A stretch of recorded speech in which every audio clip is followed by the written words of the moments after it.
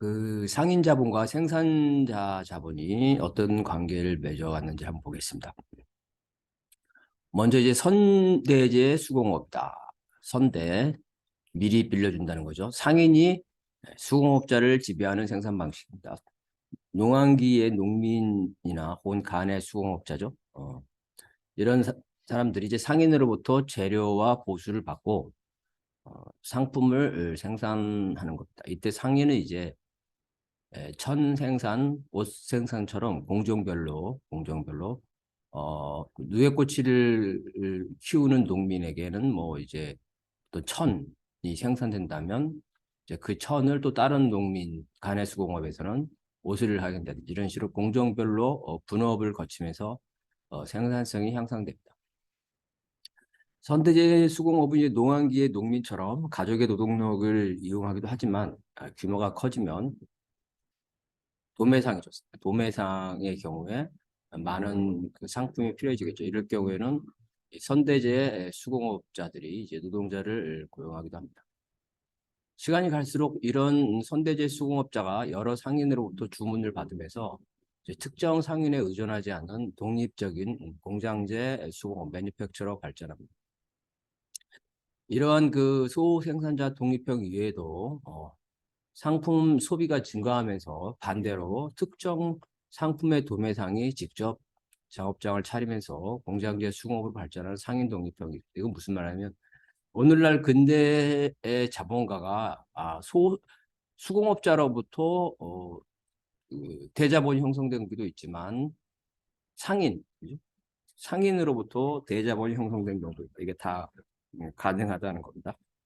근데 선대제 수공업은 처음에는 상인이 수공업자, 그 상업자본이 생산자 자본을 지배하는 형태였지만 점차 이것들이 서로 분해돼 가고 특히 수공업자가 생산자 자본으로 독립해 나간다는 거죠.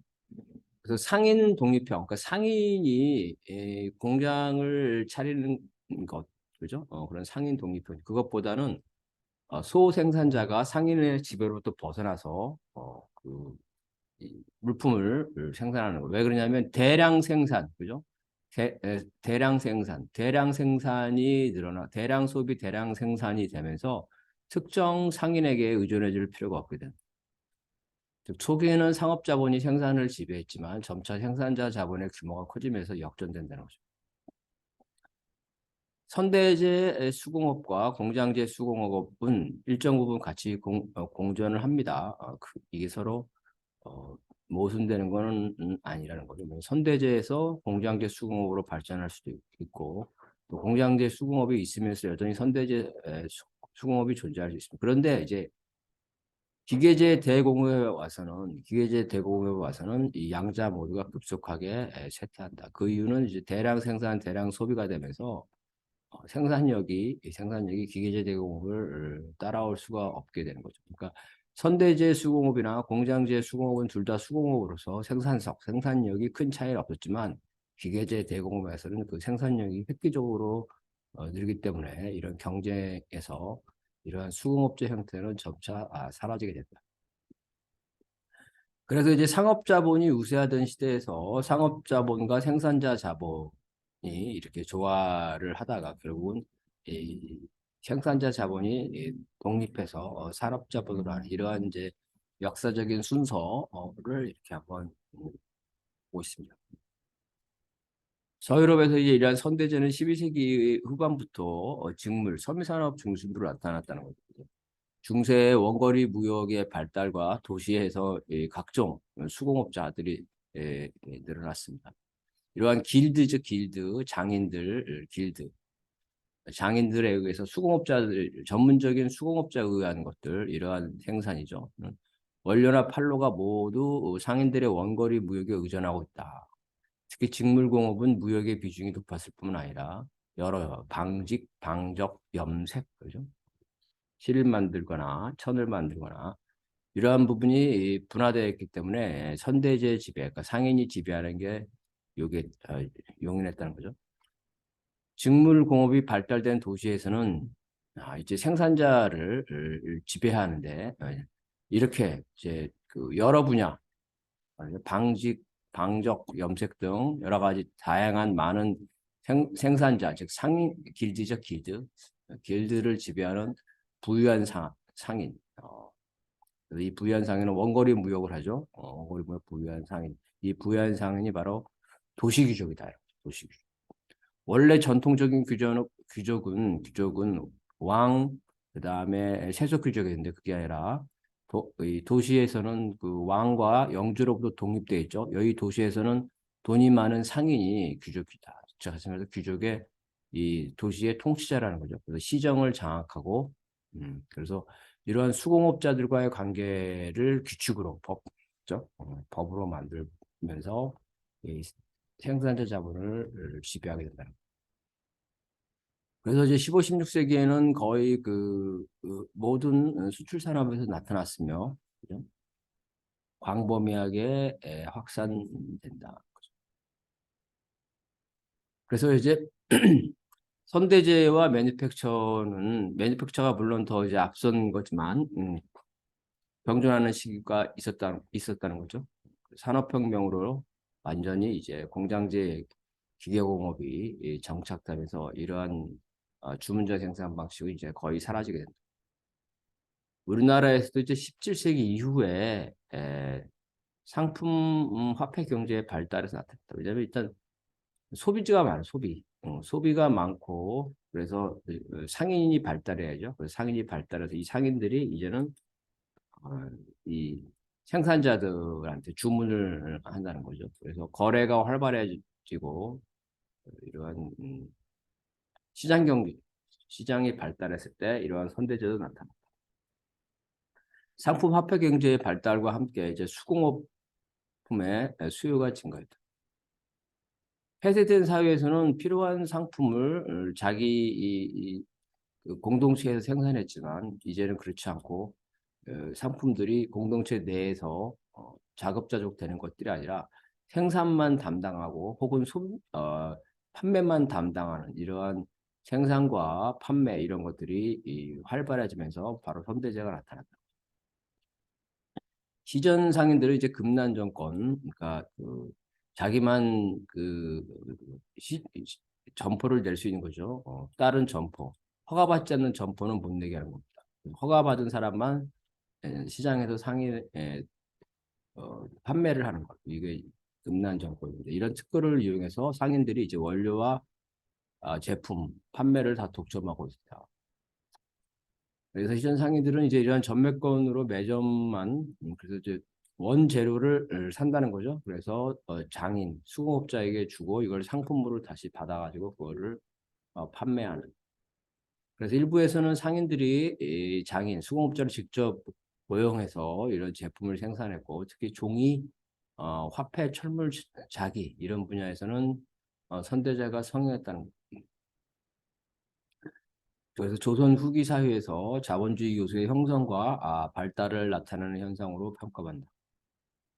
조선 후기에 이제 그 상품 화폐 경제에 따라서 상업자본이 광범위하게 축적됐고 그중에 이제 대도시죠. 예를 서울, 개선, 수원 이런 데서 시전 허가받은 상인들입니다. 토대로 해서 이 자본이 형성되고 반대로 이제 뭐 그 뭐라면 길거리에서 가게 없이 길거리에서 파는 거, 그죠? 길거리 장사처럼 이 허가받지 않는 상인들이 난전이라는 거죠. 그리고 시장과 시장 사이를 연결해주는 이제 보부상, 상품을 운송을 담당하는 이런 그래서 이제 창고, 그죠? 창고의 역할을 하는 뭐 객주나 여관 자본 이런 것들이 있고 또 이제 그 봉건정부 왕이죠 왕이나 지방청에서 필요한 상품을 조달이죠 조달청 요즘도 조달이라 그러죠 뭐 그런 것이 있었습니다. 또 이제 농촌과 도시 사이를 연결해주는 이러한 이제 사상은 이제 허가받지 않는 거죠. 그다음 무역 자본까지도 있으면서 이런 식으로 각종 형태의 상업 자본이 에, 발전했고 그 중에서는 대자본으로 성공한 자본도 있었다는 겁니다. 그래서 1788년에 보게 되면 대자본, 되고 들면 대상업자본입니다. 대상업자본이 재물을 분담하고 고용 노동자를 모집해서 은정, 광산을 경영하는 것, 뭐 이러한 것들이 있었다는 거죠. 그러니까 이 상인이 노동자들을 고용을 해가지고 은생산, 광산을 하게 됩니다. 상인이 생산을 지배하는 이런 것들이 상업자본이죠. 이러한 상업자본이 산업자본으로 전환되는 과정. 이미 그 당시에 상인들이 그래서 광산이죠, 광산. 광산에서 은을 채굴해서 은 제품을 만든. 그래서 상인이 생산과 판매까지 다 하는 것들이 실제로 존재했었다는 것. 또한 이제 중국에서 백사를 수입해서 그거를 수공업자한테 맡겨가지고 비단을 짜서 팔았는데 이제 상인이 직접 수공업자를 고용하는 경우도 있다. 상인이 아니면 수공업자를 겸하는 경우도 있었다. 이런 형식으로 있었다. 그래서 1857년 기록에 의하면은 이런 상인들이 수공업자를 고용해서 목전 생산 활동을 하고 있습니다. 주문자 생산은 이와 달리 이제 도자기 수공업자나 화가 등 예술가들이 상인이 아니라 소비자로부터 주문을 받아 생산하는 방식. 선대제는 상인이 소생산자를 지배하는 거였다면 주문자 생산 방식은 소비자가 생산자를 지배하는, 그래서 귀족이죠. 귀족 사회, 그죠? 귀족 공동체. 양반집이 이 수공업자, 도자기를 만드는 수공업자를 지배하는 이런 형태. 주문이 있을 때마다 생산하던 이제 수공업자가 처음에는 이제 어느 한 양반에 대해 의존했지만 이제 여러 양반에서 도자기에 대한 주문이 들어오죠. 그럼 이게 성장을 해서 이제는 소비자의 주문을 기다리는 게 아니라 자신이 이제 그 시장 안에 판매 가게를 운영하게 됩니다. 그래서 특정 소비자로부터 독립하게 되죠. 그래서 주문이 있을 때만 생산하는 거 아니라 일상적으로 생산하면서 자기 가게를 통해서 판매하게 됩니다. 생산자가 상인을 겸하게 된다는 거죠. 하지만 주문은 여러 곳에서 오지만 생산자는 생산도 하기 때문에 판매 가게를 여러 개를 운영하는 것은 사실상 어렵기 때문에 점차 생산 행위가 판매 행위보다 더 중요해지면서 생산에 집중하게 됩니다. 그래서 도시의 판매 가게가 수공업자와 상인을 겸했는데 이 경우에 상인으로 도매상으로 발전하거나 반대로 생산, 그죠? 공장제 수공업으로 발전하거나 상인과 생산자가 처음에는 겸하는 형태가 여러 가지가 있었지만 점차 이 상인과 생산자는 구분이 된다. 왜 그러냐면 대량 생산과 대량 소비, 즉 도매라는 게 나타나게 되는 거죠. 그러니까 대량 소비가 없을 때는 일정량, 소량을 생산자가 생산도 하고 소량을 판매도 했는데 대량 생산, 대량 소비가 되면서 이 생산과 판매를 동시에 하는 게 어렵게 된다. 그 생산자가 소비자 혹은 상인으로부터 주문을 받을 수 있으므로 이런 주문자 생산이나 선대제는 병존될 수 있다는 거죠. 무슨 말이냐면 그 도자기를 만드는 사람이 상인으로부터 주문을 받을 수도 있고 양방집으로부터 주문을 받을 수도 있다는 거죠. 이렇게 병존될 수 있다. 그렇지만 어느 경우든 간에 시간이 지나면 대량 생산과 대량 소비가 일반화되면서 생산으로 집중하게 되면 이제 공장제 수공업을 거쳐서 그게 이제 대공업이 되는 거죠. 도자기 회사가 되거나 아니면 이제 판매에서 전국적인 판매망을 가지는 전국적인 판매망을 하면서 판매에 특화되거나 이런 식으로 해서 상업자본과 산업자본이 분리되기 시작합니다.